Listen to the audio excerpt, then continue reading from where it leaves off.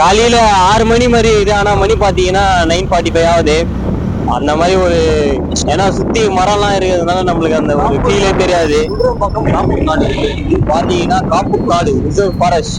தப்பி தவறி உள்ள போயிட்டு எதனா பாகணும்னு போனீங்கன்னா புடிச்சுன்னு போயிடுவாங்க. பார்த்து பத்திரம்.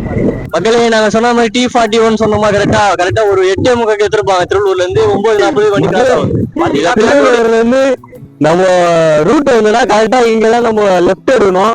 நேரா போனீங்கன்னா ஊட்டுக்கோட்டை, அப்படியே நீங்க பள்ளிப்பட்டு திருப்பதி வரையும் போயிடுவீங்க. அதனால இப்படி போகாதீங்க. இந்த பாத்தீங்கன்னா ஒரு போர்டு கூட வச்சிருக்காங்க பாருங்க, பூண்டிக்கு டைரக்ஷன் போட்டுக்கிறாங்க. சோ இதுதான் ஜங்ஷனு. இது உள்ள போனாதான் பூண்டி டேமே பார்க்க முடியும். நேரா போயிட்டீங்கன்னா நீங்க ஏழுமலையானதான் பார்க்கணும். அதனால பாத்துங்க இந்த ஜங்ஷனை.